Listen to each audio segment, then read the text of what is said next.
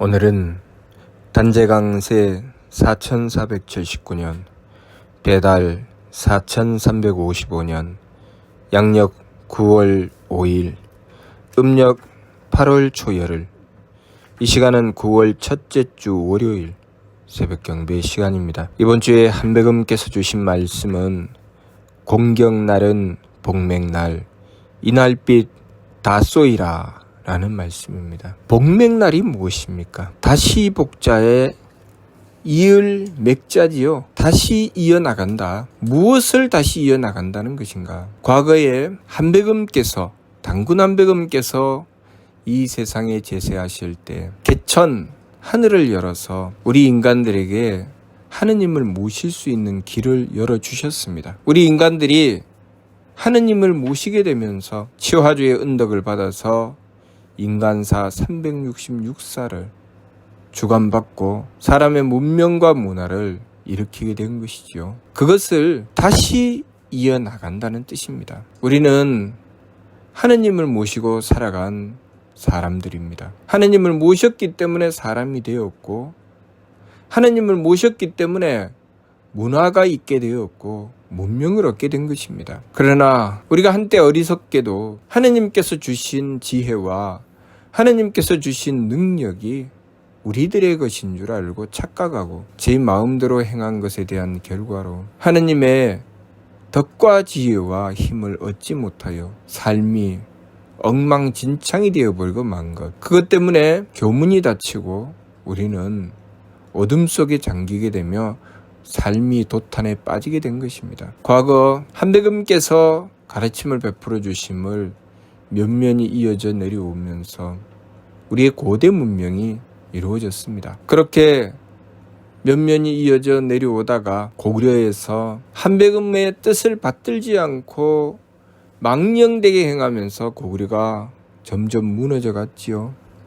고구려가 망할 때 그 고구려의 장군이었던 대조영은 왜 고구려가 망하는지 알고 있었습니다. 한백음을 모시지 않으니 고구려가 망했다는 것을 알았지요. 그래서 교문경전을 품에 안고 말갈 땅으로 도피하신 것입니다. 그리고 그곳에서 한백음을 모시고 다시 나라를 세우셨으니 그 나라가 바로 발해인 것이죠. 그렇게 발해를 세우고 발해에서 무엇을 하셨는가? 그 교문경전을 영원히 잃어버리지 않도록 하기 위해서 발해의 영보각에 보관하고 있던 삼인신구와 신사기 교문경전을 백두산 보본단 돌집 속에 옮겨 감추신 것입니다. 앞으로 한백음을 모시지 않고 하느님의 뜻을 받들지 않고 이 세상 인간들이 도탄에 빠질 것을 미리 염려하고 걱정하시어 그렇게 백두산 보본단 돌집 속에 감추신 것입니다. 훗날 조선 말에 백봉신사께서 천하를 철환하시고 10년을 도천하신 끝에 한백음의 묵계를 받고 백두산 보본단 돌집 속에서 교문경전을 찾아내었습니다. 그리고 그 한백음의 뜻을 받들어 세상에 펼칠 하느님의 명을 받들고 이 세상에 태어나셨던 나철 홍암대종사를 찾아서 그 사명을 전하였던 것입니다. 그때 홍암대종사는 우리나라가 망하게 되면서 조선이 망하게 되면서 그 조선을 구하기 위해서 동분서주하였습니다. 일본의 침략을 받았기 때문에 일본으로 건너가서 일본의 정치인들을 만나서 그들과 교섭하며 정치적으로 나라를 구하려고 하셨습니다. 그때 백봉신사께서는 백전도영을 보내서 먼저는 나철 홍암대종사에게 어떤 일을 해야 되는지 그 사명이 무엇인지 깨우쳐 주셨습니다. 삼인신과 신사기를 전해주시며 이 교를 펼치시오. 이것이 귀공의 사명이요 라고 백전도영은 분명히 밝혀서 말씀을 주셨습니다. 그러나 그때의 홍암대종사는 그것을 미처 깨닫지 못했지요.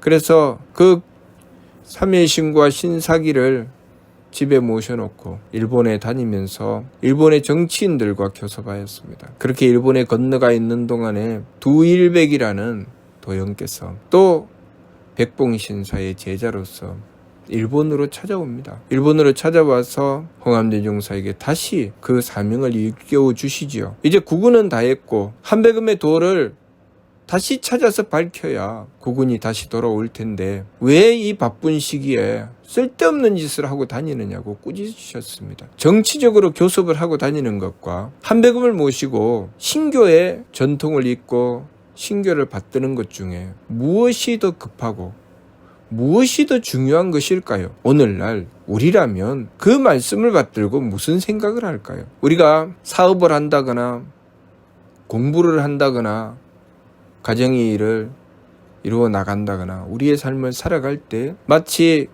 그때 홍암주 용사께서 일본에 건너가서 일본의 정치인들과 교섭하였던 것처럼 사업을 하는 사람은 사업을 하기 위해서 동분서주하게 될 것이고 공부하는 학생은 공부하기 위해서 노력을 하겠지요. 그렇게 애를 쓰고 노력할 때 누군가가 문득 나타나서 한백음을 모셔라. 하느님을 모셔야 너의 하는 일이 온전하게 이루어질 것이다 라고 하면 우리는 무엇이라고 합니까? 에이, 쓸데없는 짓이다. 미신이다.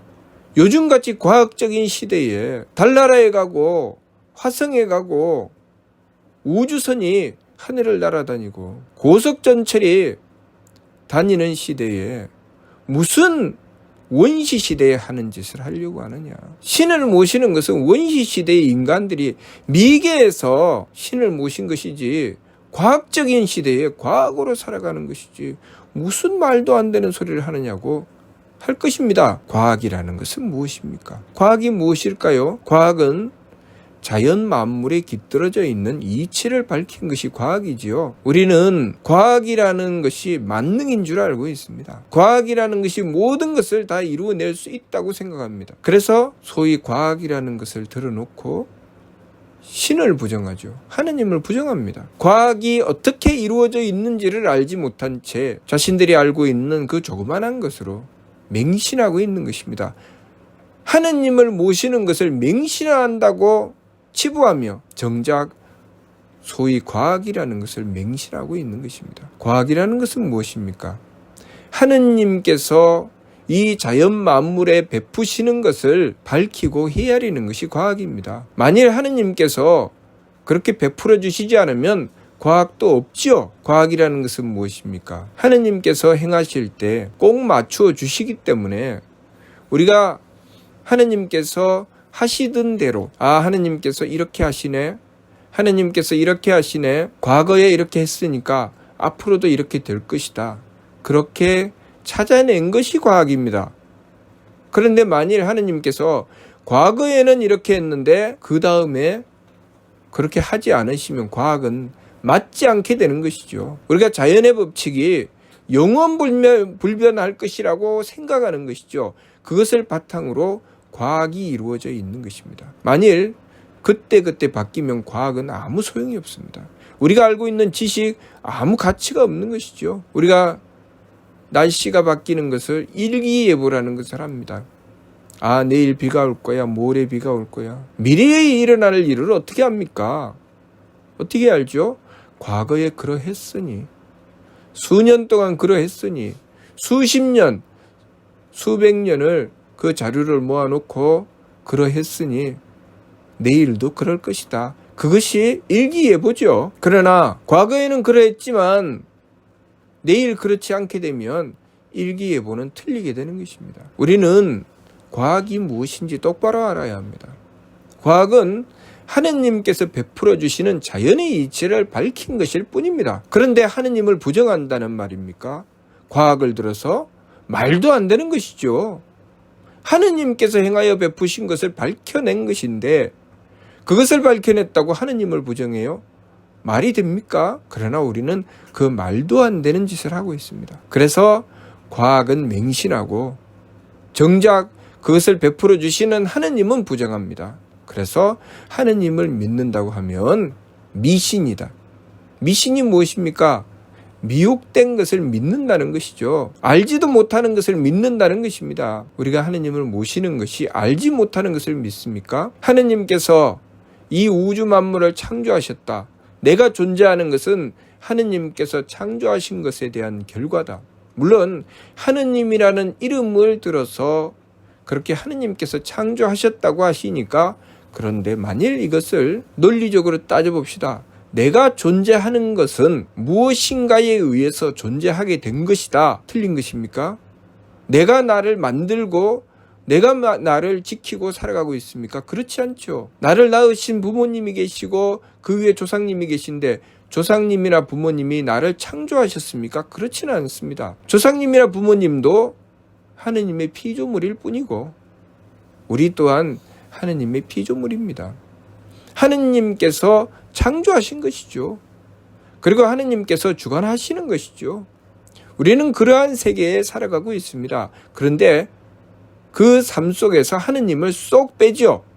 쏙 빼놓고 무엇이라고 합니까? 자연이다라고 합니다. 자연이 이루어졌다. 자연이 이루어지는 것이 어디 있습니까? 그런 것은 없지요. 우리 곁에 늘 있으니까 자연이 이루어져 있다라고 하는 것이죠. 우리 곁에 어머니가 항상 나를 사랑하시고 아껴주시니까 어머니는 영원히 살아계실 줄 알죠. 어머니가 늘 나를 사랑하시니까 엄마는 당연히 나를 사랑하는 것이지 하고 온갖 짜증을 다 내고 엄마를 함부로 대하는 것과 같습니다. 우리가 어머니가 항상 나를 사랑하시고 아껴주시고 지켜주시기 때문에 어머니를 함부로 대하는 것 무엇입니까? 불효죠. 어머니가 항상 나를 아껴주시고 지켜주시기 때문에 어머니에 대한 고마움을 알고 조금이라도 더 어머니를 위해서 정성 들이려고 하는 것 무엇입니까? 효도죠. 우리가 하느님께 효도하는 자녀인가 불효하는 자녀인가 우리들 자신을 한번 돌아봅시다. 우리는 불효하고 있습니다. 하느님을 모시자고 하는 것은 효도하자는 것입니다. 왜? 하느님께서 우리를 창조하시고 우리의 삶을 주관하시는데 왜 불효합니까? 왜 그 은덕을 알지 못합니까? 내가 살아가는 것만 보아도 하느님께서 계신다는 것을 알 수 있습니다. 그런데 무엇을 근거로 그것을 부정합니까? 소위 과학이라는 것을 들어서 하느님을 부정하는 것은 너무나도 어리석은 행동이죠. 그것은 마치 회사에서 사장이 직원들을 거느리면서 그 회사를 운영해 갑니다. 직원들이 열심히 노력해서 물건을 만들어내고 영업을 해서 회사를 키워냈습니다. 그것을 만약에 사장이 자연이 이루어졌다고 하면 그 사원들이 난리가 날 것입니다. 너희들이 한 것이 무엇이 있어? 그냥 자연이 이루어졌지. 나는 너희들을 잘 이용했을 뿐이야. 다 내 능력이지. 너희들이 한 게 뭐가 있어? 만약에 이렇게 한다면 아마 그 회사에 남아있을 사원이 없을 것입니다. 우리는 지금 하느님께 그런 짓을 하고 있다는 것이죠. 자연이 이루어지는 것이 어디 있습니까? 하느님께서 하시는 것이죠. 세포 하나하나마다 분자 하나하나마다 원자 하나하나마다 그 모든 구성이 하느님의 힘에 의해서 하느님의 이치에 의해서 이루어져 있고 그렇게 이루어져 나가는 그 현상을 이리 살피고 저리 살피며 또 하느님께서 소위 과학자들에게 그 천재들에게 지혜를 주셔서 알게 해 주시기 때문에 그들이 알게 되는 것이죠. 그 이치를 찾아낸 자들이 누굽니까? 천재죠. 아무나 찾아냅니까? 천재가 찾아내죠. 천재가 찾아낸다는 게 무엇입니까? 하느님께서 가르쳐 주셨다는 것이죠. 아무나 알 수 있는 게 아닙니다. 하느님께서 가르쳐 주셔야 알 수 있다는 것이죠. 우리는 이 사실을 분명히 깨달아야 됩니다. 우리는 하느님께서 노력하고 정성 들이시는 세상, 하느님께서 철저하게 지키시는 그 세상에서 살고 있다는 것입니다. 그렇기 때문에 우리가 하느님을 모셔야 된다는 것이죠. 하느님을 모시지 않고 제 마음대로 살아가게 되면 그것은 불효하는 자녀가 되는 것입니다. 하느님께 불효하는 자녀가 되는 것이죠. 하느님께 불효하는 자녀는 재앙을 받게 되겠죠. 좀 더 과학적으로 따져봅시다.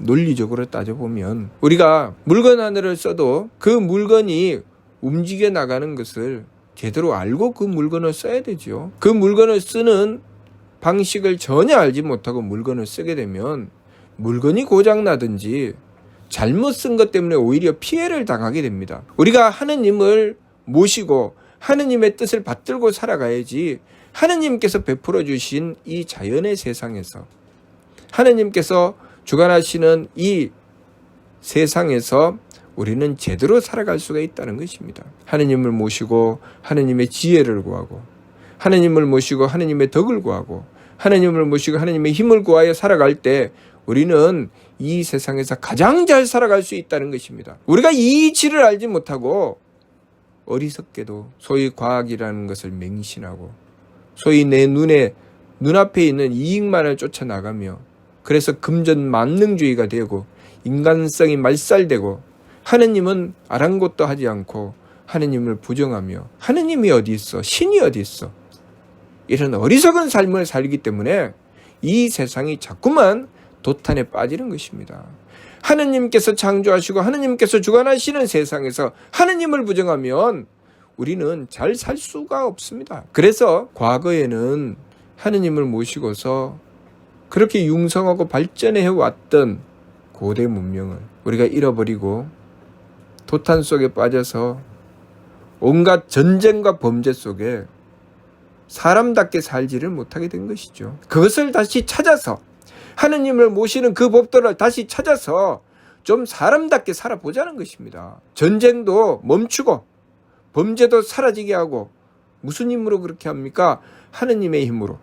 하느님을 모셔서 이 자연 만물, 이 우주 만물을 창조하시고 주관하시는 그 하느님의 힘을 받들어서 우리가 사는 세상이 하느님의 힘을 받고 평화와 복됨의 삶을 이루어 나가는 그 세계를 열어보자는 것이죠.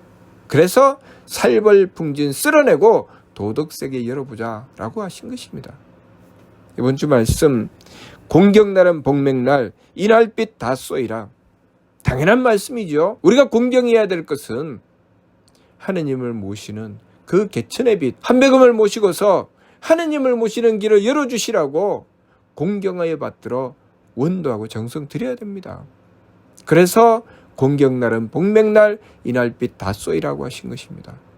이날빛을 다 쏘이면 어떻게 됩니까? 우리가 어리석게 살아가던 우리의 삶이 하느님을 부정하고 하느님의 이치를 망각하고 제 마음대로 살아가며 결국 삶이 도탄에 빠지고 괴로움으로 떨어지는 삶이 하느님을 모시고서 하느님의 이치를 받들면서 복되고 행복한 삶으로 나아갈 수 있게 된다는 것이죠. 그래서 공경날은 복맥날 이날빛 다 쏘이라 라고 하신 것입니다. 우리가 이 참된 이치를 부정하고 어디 과학 만능주의를 들어서 하느님이 어디 있느냐고, 이 과학의 시대에 하느님이 어디 있느냐고, 이런 어리석은 소리를 우리가 참 진리를 공부하고 나서는 하지 말아야 합니다. 그것은 똑똑한 것이 아니고 지혜로운 것이 아니고 어리석은 것이라는 것. 하느님을 믿는 것을 미신이라고 하는 것이 아니라 하느님을 부정하고 엉뚱한 것을 믿는 것을 미신이라고 하는 것입니다.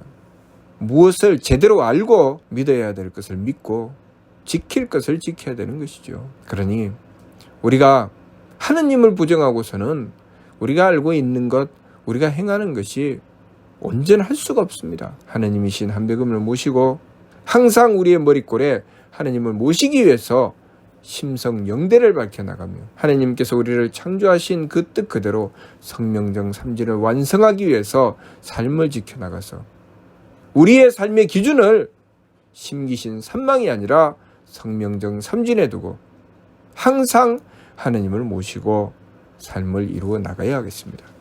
무슨 뜻인지 이해가 됩니까? 예. 마치도록 하겠습니다.